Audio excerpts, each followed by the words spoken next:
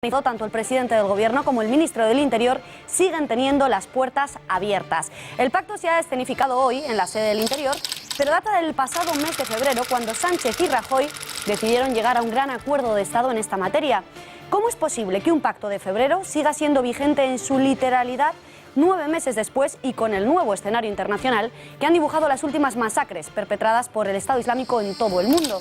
Las ausencias son notables, pero más notable aún es la respuesta de nuestro país ante la amenaza global a la que se enfrenta Occidente. Los partidos han firmado papel mojado, puesto que la única alternativa efectiva sería sumarse a la coalición que desde Francia está tejiendo François Hollande y donde España ni está ni se la espera. Tanto Hollande como Cameron han anunciado hoy su intención de atacar a los terroristas en Siria hasta barrerlos del mapa, porque, como ha dicho Cameron, si no lo hacemos ahora, ¿cuándo atacaremos? Pregunta que en España de momento solo se hace Albert Rivera. Las medidas con las que nuestro país quiere hacer frente al yihadismo se resumen en 8 puntos clave legislativos y de prevención, y no pasan de ser una mera declaración de buenas intenciones.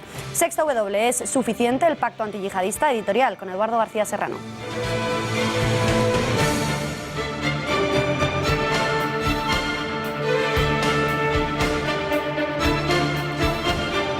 Buenas noches, Beatriz. Pues no es suficiente, no es ni poco ni mucho, no es nada. Tras la bochornosa retirada de nuestras tropas de Irak, España no pinta nada en los mapas militares de Occidente. Está en la lista internacional de países poco fiables. Por eso, en el auténtico pacto antiyihadista, que es el que está tejiendo Francia con Rusia, Estados Unidos, Alemania, Italia y Gran Bretaña, España ni está ni se la espera. Nadie la quiere a su lado en una operación militar multinacional, porque en los estados mayores de esos países se sabe que España retiraría sus tropas en cuanto media docena de manifestantes de izquierdas rodeasen la Moncloa y la sede del partido del Gobierno. ¿Ustedes se imaginan a Rajoy o a Pedro Sánchez, después de firmar el auténtico pacto antiyihadista, preguntar, como acaba de hacer David Cameron, ¿cuándo atacamos? No, ¿verdad? Para cubrir el expediente doméstico, los tibios partidos políticos españoles, aún más emasculados por la campaña electoral, han escenificado hoy otra vez la pomposa firma del pacto antiyihadista, que no es más que un eslogan de forraje propagandístico electoral y que carece de operatividad efectiva. Mariano Rajoy no pregunta, como Cameron, ¿cuándo atacamos?, ni radiando un partido de fútbol viendo a la delantera del Real Madrid esconderse ante los defensas del Barça.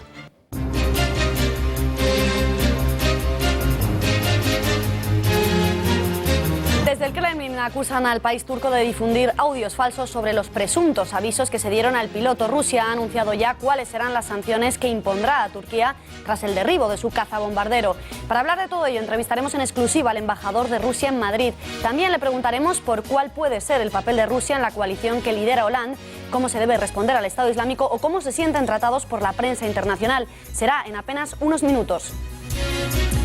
Arnaldo Otegi seguirá en prisión hasta abril de 2016. Con esta resolución, el Tribunal Europeo de Derechos Humanos ha rechazado este jueves estudiar parte del recurso del ex portavoz de Batasuna por el llamado caso Bartegune, por el que fue condenado a 6 años y medio de prisión y que le mantiene en la cárcel desde 2009. De un disparo en la cabeza, así es como ha muerto un dirigente opositor venezolano. Los hechos se han producido durante la celebración de un acto de campaña electoral en el que también participaba Lilian Tintori, esposa del líder Leopoldo López. Según ha informado el secretario general del partido opositor, los culpables forman parte de una banda armada del Partido Socialista Unido de Venezuela. Hay que atacar con la arrogancia de los hombres que hieren o degradan a las mujeres y ponen en peligro la vida de los inocentes aún no nacidos. Con estas palabras, el Papa se dirigía a los fieles en una visita a Kenia, un día después de que se celebrara el Día Mundial contra la Violencia de Género. Y el jueves, Juanma, toca hablar de la resaca de Champions. Muy buenas noches. ¿Qué tal? Buenas noches. Una resaca, además, Beatriz, que es un poquito más dura para unos equipos españoles que para otros. Ayer jugaban el Real Madrid, el Atlético y el Sevilla. Los dos equipos de Madrid hicieron sus deberes, pero no el Sevilla, que perdió ante el Borussia Mönchengladbach y piensa ya solamente en la Europa League, la única competición en la que puede seguir en el caso de quedar tercero de grupo. El Madrid ganó, iba ganando 0-4 y al final se le complicó mucho con 3 goles del equipo ucraniano. En el tiempo de deportes ampliaremos información al respecto y también veremos cómo se lo pasó Rajoy anoche comentando estos partidos.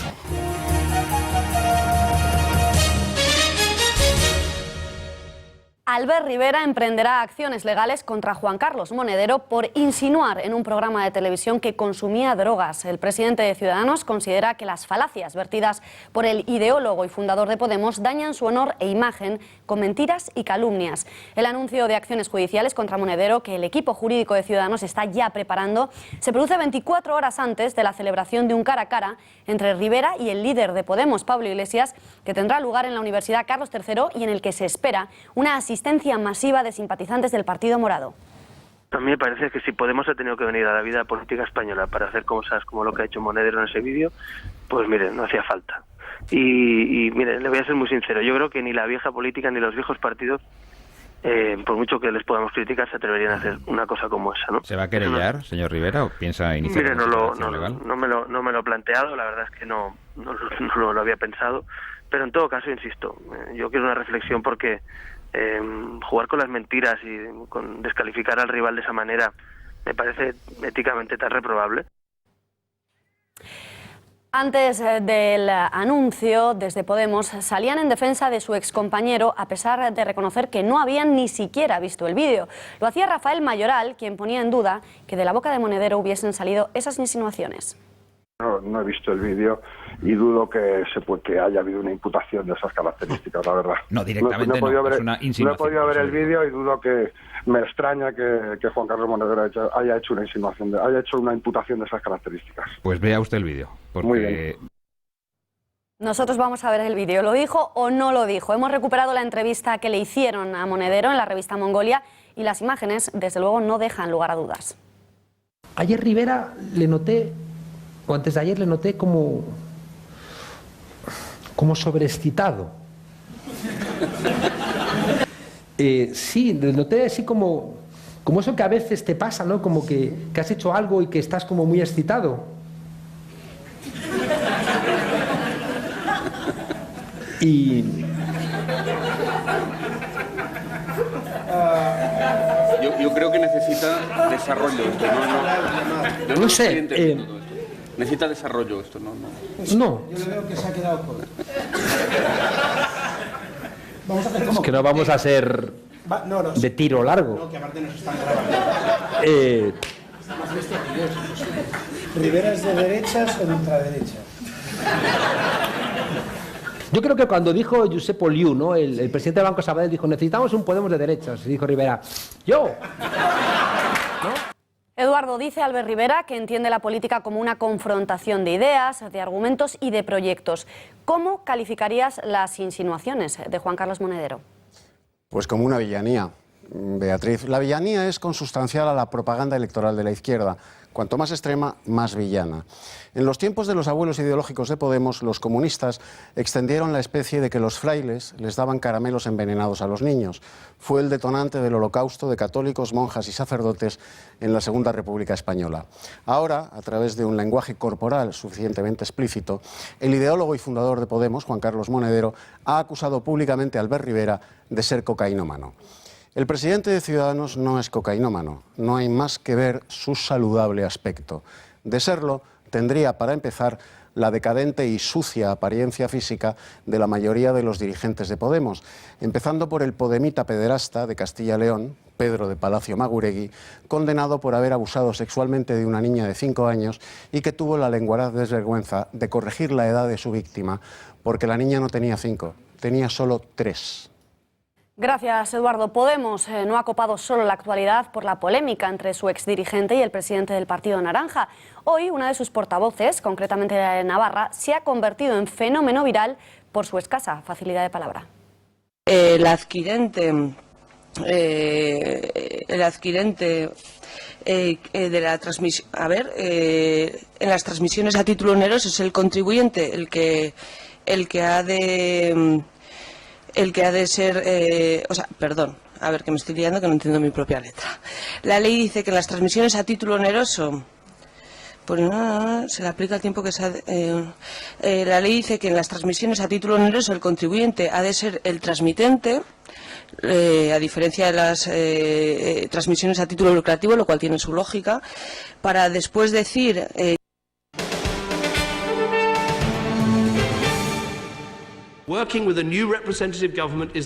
Trabajar con un nuevo gobierno es la forma de erradicar al ISIS de Siria a largo plazo, pero ¿podemos esperar a que eso ocurra antes de actuar militarmente? Yo digo que no. No podemos esperar a una transición política. Tenemos que golpear a estos terroristas en su territorio ahora.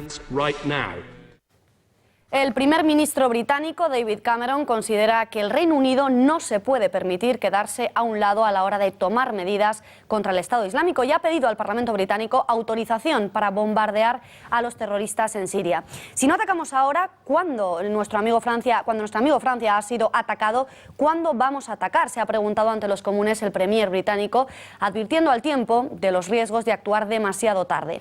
Además, Cameron ha reconocido que los ataques aéreos no serán suficientes para derrotar a la organización terrorista, aunque considera que pueden ayudar, eso sí, a disminuir su capacidad logística. Por su parte, en Francia, el Parlamento ha acordado hoy prolongar los bombardeos contra posiciones del Daesh en Siria. Lo han hecho por 515 votos a favor, 4 en contra y tan solo 10 abstenciones. Lo hacen el mismo día en el que su presidente viaja a Moscú para recabar el apoyo de Rusia en la coalición contra el terrorismo yihadista. Y en Bélgica, la mezquita principal de Bruselas ha tenido que ser evacuada por la aparición de unos sobres sospechosos. La policía y los bomberos activaron una alerta por ántrax, aunque el polvo blanco finalmente era tan solo harina, según ha explicado el portavoz del Servicio de Bomberos de la capital. Aún así, 9 feligreses y 2 agentes han tenido que ser descontaminados y trasladados al hospital. En Bélgica, el nivel de alerta ha sido rebajado, además del nivel máximo, el 4, al 3, pese a que la policía continúa con los registros. Durante el día de hoy, las fuerzas de seguridad han llevado a cabo una operación antiterrorista en Aubelé, al sur del país, que ha concluido sin ningún arresto. De vuelta en España, hoy las autoridades han recibido una alerta procedente de la inteligencia de Estados Unidos que avisa de la entrada en España de 4 terroristas yihadistas sirios con pasaporte falso. Para conocer la última hora de las investigaciones, conectamos ya con la redacción de Gaceta.es. Juan Ernesto Fluger, ¿alguna novedad en el operativo desplegado tanto dentro como fuera de nuestras fronteras? Muy buenas noches. Muy buenas noches. Pues sí, como bien decías, Estados Unidos ha alertado de la entrada de 4 sirios con pasaporte falso en España y que estarían intentando organizar una célula yihadista. Pero además hay otros 4 yihadistas que busca la policía española desde que Francia le comunicase el paso a través de la frontera de entre los dos países en los días inmediatamente anteriores a los atentados de París. Es decir, no se han saltado los controles que ahora mismo existen, sino que habrían entrado con anterioridad y que según la documentación estudiada por la policía francesa tras las intervenciones de los pisos de Saint-Denis, habrían detectado su presencia en España. Además de eso, la Guardia Civil en España también ha desmontado una falsa alerta que se ha estado moviendo mucho en redes sociales y que incluso han publicado algunos medios, que decía que Abdeslam había sido localizado en la provincia de Albacete, en España, y ha habido 2 testigos que incluso han corroborado que le habrían visto, pero la Guardia Civil ha transmitido la tranquilidad absoluta porque esa identificación ha sido falsa. Y ya fuera de nuestras fronteras tenemos a Angela Merkel, desconocida, que se ha comprometido a enviar aviones militares a luchar en Siria, apoyando a las operaciones que está realizando el gobierno francés. Y tras las declaraciones de Putin, tras la reunión con Hollande, ha asegurado que ambos países van a trabajar juntos. Parece que esa reunión a 2 bandas ha tenido sus frutos y Hollande y Putin se han entendido en las actuaciones que deben emprenderse contra el Estado Islámico. Pues muchas gracias por esta última hora. Gracias, Fluger, y buenas noches. Buenas noches. El pacto antiyihadista ha adquirido este jueves mayor fuerza con la adhesión al mismo de 9 partidos, como son Unió, UPyD o Ciudadanos, que se suman así al acuerdo impulsado por el PP y el PSOE a comienzos de año, que también apoyan otras fuerzas políticas como Foro Asturias, Coalición Canarias, UPN y el Partido Aragonés. Los representantes de estos partidos han firmado el acuerdo tras participar en una comisión de seguimiento del pacto, a la que también ha acudido Podemos, aunque lo ha hecho en calidad de observador, ya que tanto desde la formación morada como desde Izquierda Unida, Convergencia y PNV han rechazado la rúbrica del mismo. Tras la reunión ha hablado el ministro del Interior, Jorge Fernández Díaz, quien ha señalado que cuantos más seamos en esta mesa, pues mejor será para todos, al tiempo que ha insistido en que no se le cerrará la puerta a nadie. Cuantos más seamos, mejor. Le debo decir que Convergencia Democrática, el PNV y Esquerra Republicana no están aquí simplemente porque no quieren. Porque si hubieran querido incorporarse no tenían más que haberlo dicho. Y hubiéramos estado encantados de recibirles porque reitero que contra más seamos, mejor. Tras el protocolario acto de la firma del acuerdo, los representantes de todas las formaciones han comparecido en rueda de prensa para valorar ese acuerdo. La garantía de que gobierne quien gobierne, sea del partido que sea, todos los que hemos firmado hoy, los partidos que podemos aspirar a ganar las elecciones, vamos a seguir juntos, pase lo que pase, el 20 de diciembre. Si queremos acordar cosas, las cosas se acuerdan en base al diálogo y no en la adhesión a un pacto que fue firmado en febrero y que, como comentaba al principio, se ha quedado viejo. El tema tiene una importancia y desde luego que lo deseable, en mi opinión, es que hubieran estado los máximos líderes de todos los partidos. Mucho más lo que nos une que lo que nos podría separar alguna fuerza política. Satisfacción porque la unidad se haya ampliado y se haya reforzado. Me gustaría saber si también se ha llamado a otras fuerzas democráticas, como pueden ser Convergencia Democrática de Cataluña y Esquerra, porque pienso, sinceramente, que no se puede autoexcluir a nadie. Momento de ver ya esos 8 puntos del pacto antiyihadista, junto con las medidas que se han llevado a cabo para aplicar su contenido. Cristina Ramos, muy buenas noches, cuéntanos. Muy buenas noches, Beatriz. El primero de ellos, lo vemos aquí, ha sido modificar el Código Penal para redefinir el delito de terrorismo y recoger las nuevas amenazas.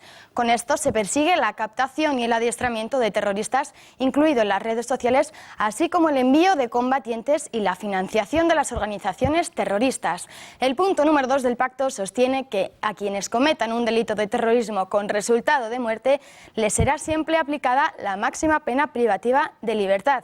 En el 3, permitir la intervención de las comunicaciones telefónicas y el acceso tanto a SMS, WhatsApp o incluso la introducción de troyanos para poder acceder a todos los dispositivos sospechosos. El cuarto punto, lo tenemos aquí, es reconocer el mérito de las víctimas del terrorismo y honrar con dignidad su memoria. 5, garantizar los recursos humanos y materiales necesarios para luchar de una manera más eficaz contra el terrorismo, donde en la Administración de la Justicia, las fuerzas y cuerpos de seguridad del Estado, así como en los servicios de inteligencia. También se han puesto en marcha políticas activas para la eliminación de cualquier forma de radicalización violenta, como las expresiones racistas o xenófobas. Otro punto clave de este pacto ha sido la adopción de políticas de prevención y cooperación. España aboga por la implementación del registro de identidad de pasajeros y un refuerzo en la seguridad de las nuevas fronteras exteriores de la Unión Europea. Por último, han firmado el acordar el amplio consenso entre las fuerzas políticas con representación parlamentaria en materia de terrorismo.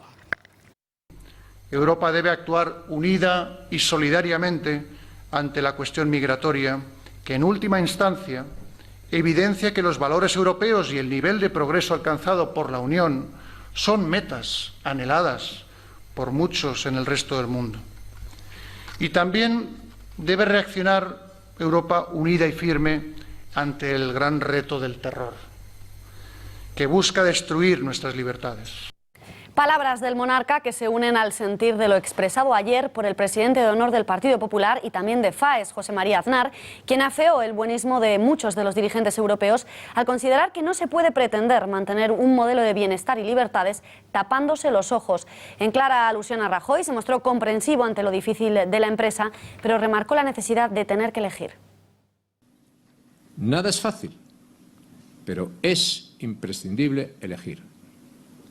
Y todos tendrán y tendremos que definir las opciones.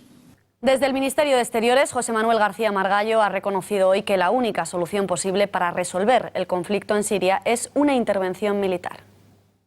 No hay más solución que la solución militar en este caso. Hay que acabar con estas bases territoriales desde las que expanden el terror por todo el mundo. A la amenaza del terrorismo islamista se ha referido hoy también el Santo Padre desde Kenia. El Papa ha querido dejar muy claro que la religión no justifica la violencia y que esta es resultado de la frustración y la pobreza.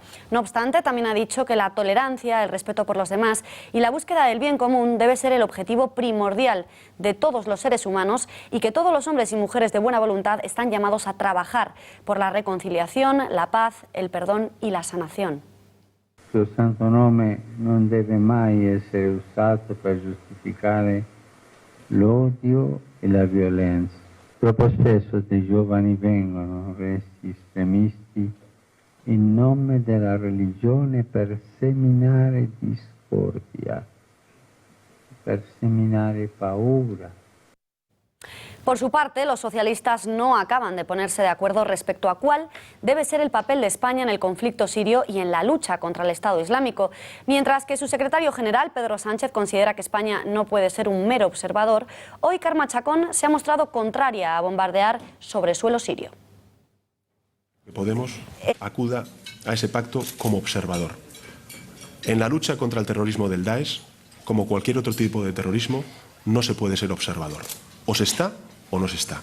Y yo espero que en ese pacto entren todas las fuerzas políticas y sea firmado también por aquellas que ahora mismo se han descolgado del mismo.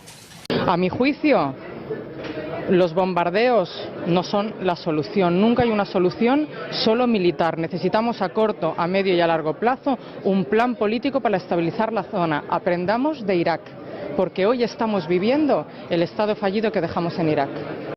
Eduardo, ¿dónde está la unidad de criterio entre los socialistas? Sencillamente no existe. La unidad simétrica del PSOE es un oxímoron político que se evidencia cada vez que los líderes de sus taifas territoriales expresan una opinión sobre cualquier cuestión, como acaba de suceder con Pedro Sánchez y Carme Chacón, la presidenta del club de fans de Pepe Rubianes, aquel canallita que en paz descanse que mandó, ¿se acuerdan?, a tomar por culo a la puta España en TV3. Carme Chacón, que entonces jugaba a catalanista, medio nacionalista, medio separatista, acudió presta a solidarizarse con Pepe Rubianes antes de tener el mando de los ejércitos de España gracias a Zapatero.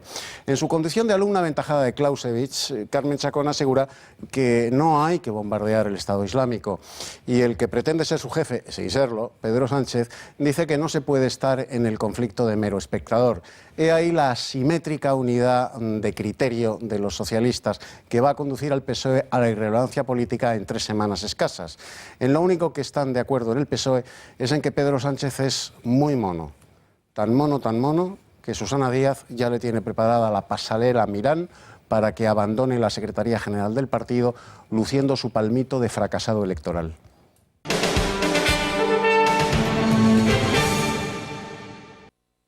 Un poco bala, ligón o breaker, así se define Pedro Sánchez en su entrevista más íntima.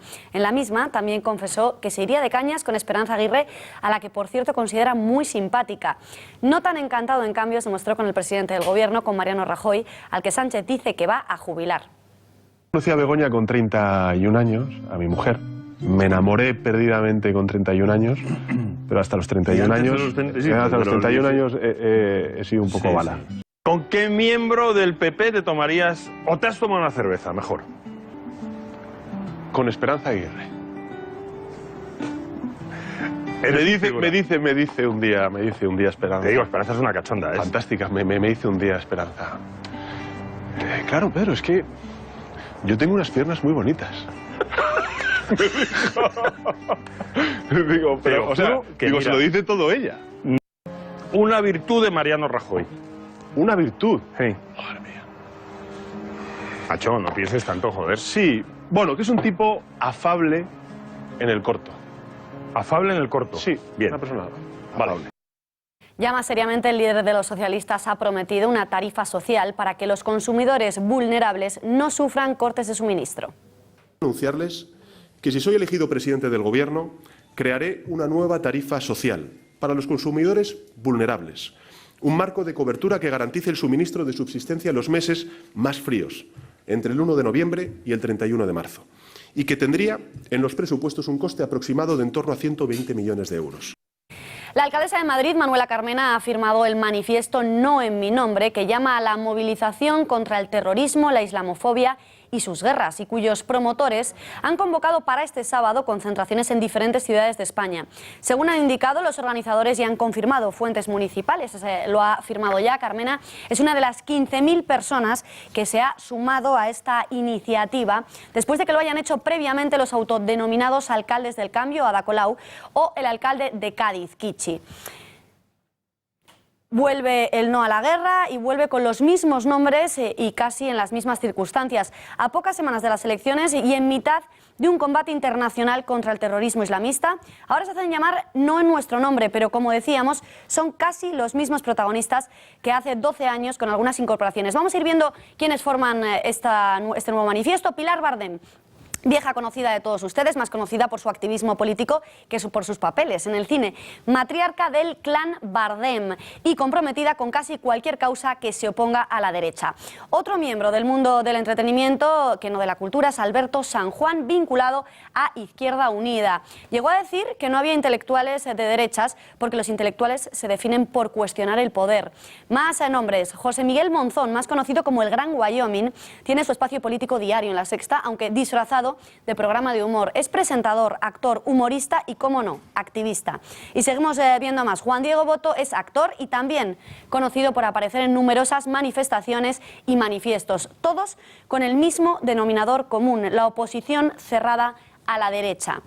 Manuela Carmena, como les decíamos, es la actual alcaldesa de Madrid, a pesar de no haber ganado las elecciones. Hace pocos días se mostraba partidaria de negociar con el Estado Islámico. Su prioridad, cambiar el callejero franquista de Madrid. Y seguimos viendo, otra alcaldesa del cambio, Ada Colau, se dio a conocer por su activismo antidesahucios. De ahí saltó, como decíamos, al consistorio de Barcelona.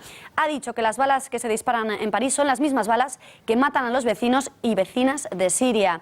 Un nombre más, José María González, es conocido como Kichi, ha sustituido a Teófila Martínez en la alcaldía de Cádiz y sus primeros meses en el ayuntamiento han estado rodeados de polémica. Y ya por último, Gerardo Pisarello, natural de Tucumán, Argentina, aunque independentista catalán, vicealcalde de Barcelona, protagonizó aquel bochornoso incidente en el balcón del consistorio cuando casi desgarra una bandera de España.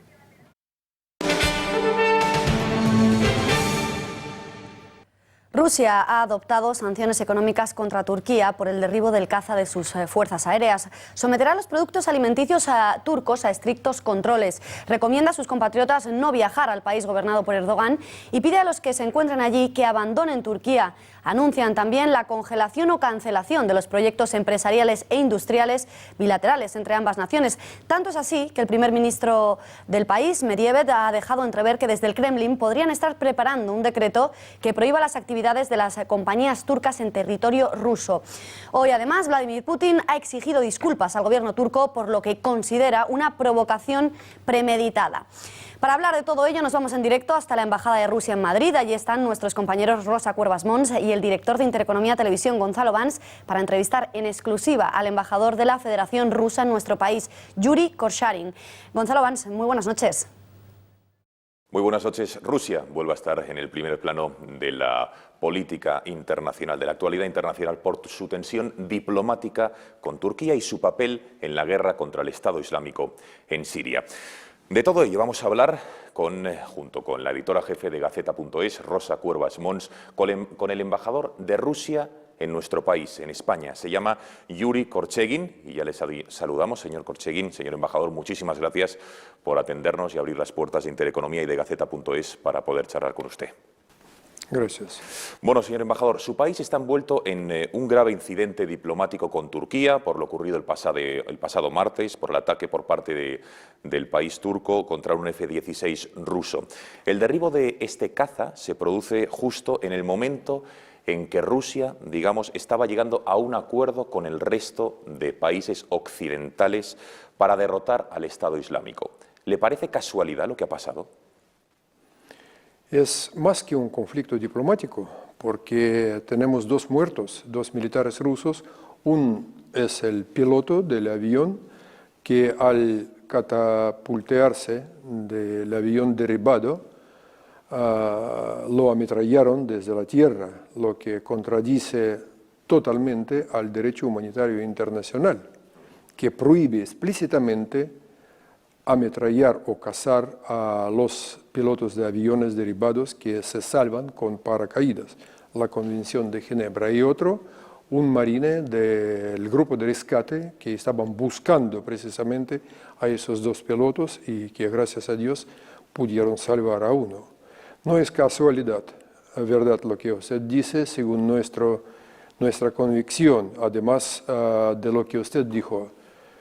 También hay una coincidencia muy, digamos, extraña cuando este ataque se produjo justo después que aviones rusos empezaban a atacar los convoyes con el petróleo ilegítimo que circula por ahí. Señor embajador, ¿cree que hay por parte de Turquía o de otros países de la Alianza un interés en evitar el acercamiento entre Rusia y la OTAN? El OTAN, en primer término, no está involucrado en la solución del conflicto sirio. Por ello, se trataría, si vamos a interpretar su pregunta, de lo que este accidente seguramente impide la cooperación que se perfilaba ya en una manera bastante clara.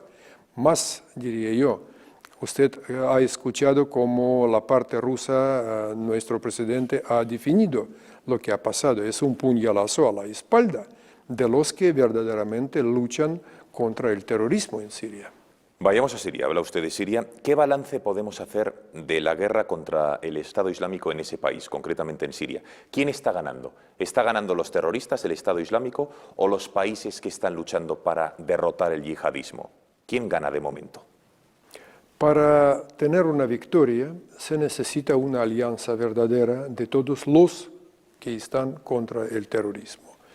Los hechos lamentablemente nos enseñan de que la coalición que ya luchó durante todo un año o más contra el terrorismo en Siria, no ha logrado unos resultados visibles, pero que el territorio que ocupa así llamado Estado Islámico se aumentó. Cuando Rusia entró, empezaron los ataques efectivos, y eso se nota y es fácil de comprobar solamente entrando al sitio web o escuchando los informes que cada día, varias veces al día, mejor dicho, se hacen por nuestro Ministerio de Defensa, con los mapas, con croquis, con informes detallados de coordenadas y todo esto. Con lo cual, ¿cree que el Estado Islámico cada vez está más débil gracias a la participación, entre otros países, de Rusia? Prematuro hablar de ello, a mi juicio, pero seguramente los ataques de las fuerzas de aviación cósmica de la Federación de Rusia hacen un daño importante, sobre todo cuando afectan los depósitos de armas, los depósitos del petróleo ilegal, los campos de entrenamiento, los convoyes que van, y como ustedes han escuchado, quizás se dijo que son a veces decenas de kilómetros que ocupan esos convoyes por las carreteras y territorios. Imagínense cuántos trucks, camiones deben participar en ello. Señor embajador, para derrotar al Estado Islámico, ¿cree que serán necesarias tropas rusas en el terreno, en Siria? Y por otro lado, ¿qué condiciones se tienen que dar en Siria para que Rusia dé por terminada la misión, para que diga misión cumplida? Nunca se habló de las tropas rusas en terreno sirio. Más, diría yo, por eso nosotros decimos que las únicas tropas que verdaderamente luchan in situ en terreno son las tropas del gobierno sirio. Y los ataques aéreos de la Federación de Rusia y supongo de la coalición de otros países son un elemento necesario de apoyo de esas tropas que en últimas semanas han hecho un progreso bastante notable en liberación de las áreas, aldeas y ciudades ocupadas. Y para que Rusia dé por concluida esa misión, ¿qué tiene que pasar? Yo pienso que no solamente Rusia, comunidad internacional, porque el objetivo es común y es bastante conocido, terminar con el terrorismo, en este caso en Siria, cuando esté liberado el territorio de este país soberano. Habla usted del gobierno. Vayamos a la figura de su presidente, de Bashar al-Assad. Está en el centro del debate. Desde Estados Unidos, por un lado, dicen que es condición indispensable que deje el poder, que deje el gobierno sirio para el futuro de la región.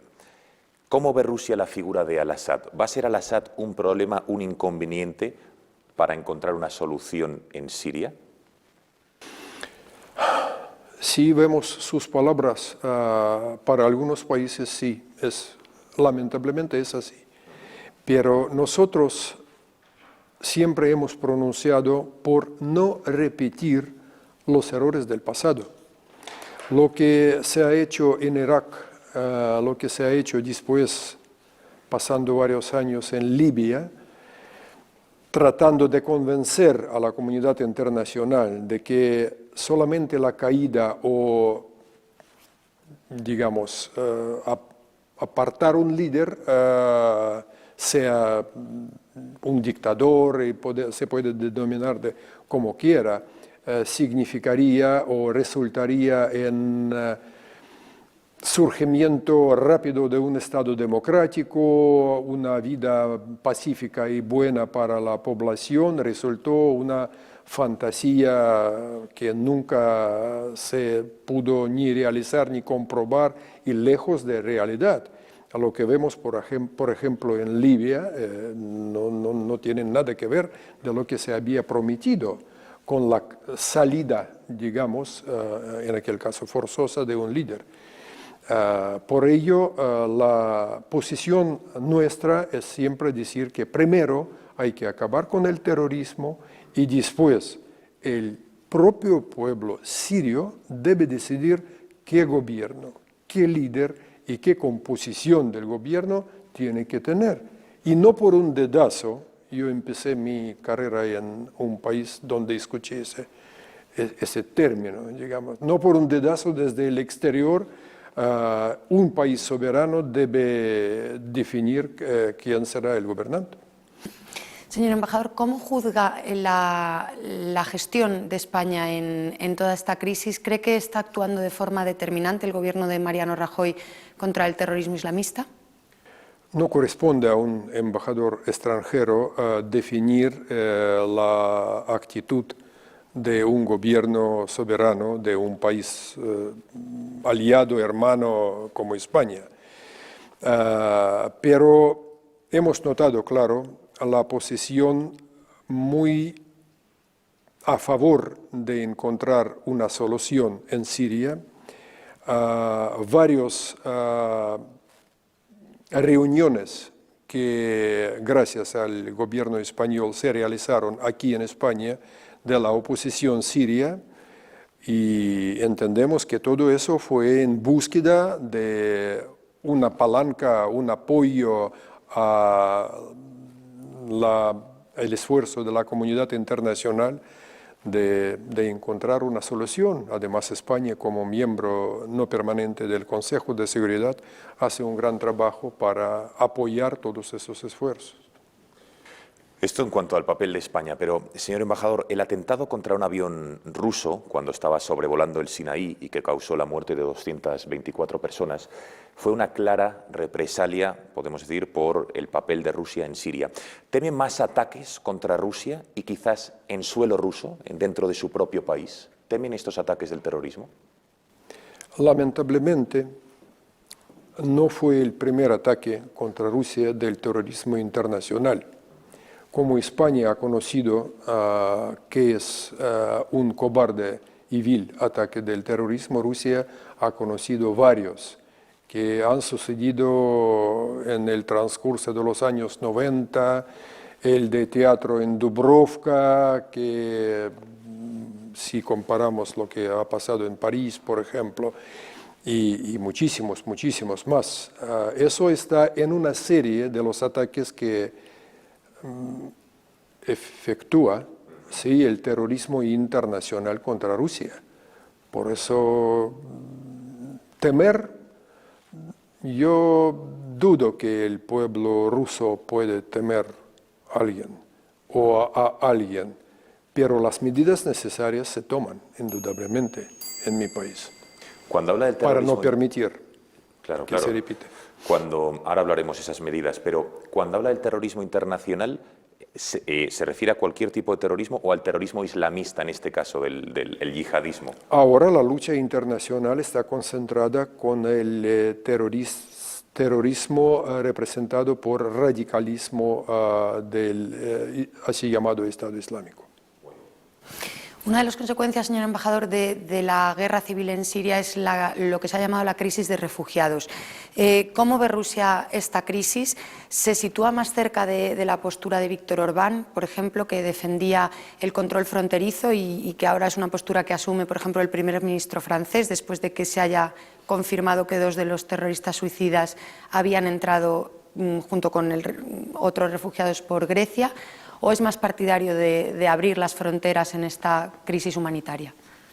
Rusia no forma parte de la Unión Europea y usted habla de los países que son parte de esta unión y que resuelven el problemas en la sede entre sí, entiendo.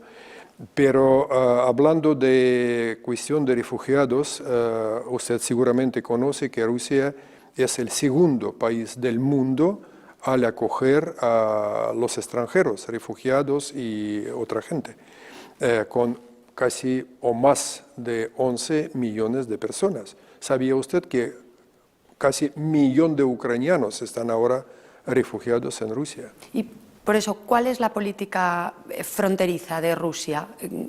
¿Cómo tenemos controles fronterizos, indudablemente. Hay un procedimiento hecho y se puede consultarlo también en nuestras páginas web de sección consular o el consulado general que tenemos en Barcelona. Con este procedimiento una persona puede convertirse o en refugiado o solicitar la posibilidad de trabajar en Rusia temporalmente, por ejemplo. Pero todas las normas internacionales y internas rusas, según la legislación que tenemos, se cumplen, indudablemente.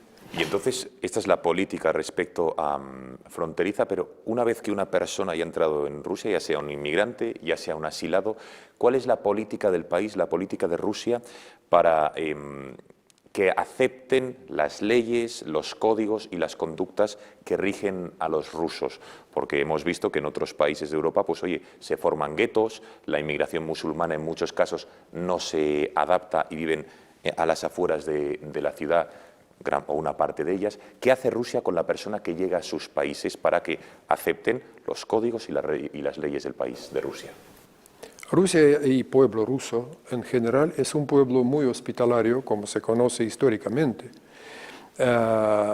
Pero la idea nuestra que tratamos de transmitir a todos los que acogemos, a todos a los que damos la bienvenida en Rusia, es que si vienen a nuestro país con buena voluntad, trabajar, refugiarse, no sé, formar familia, tienen que aceptar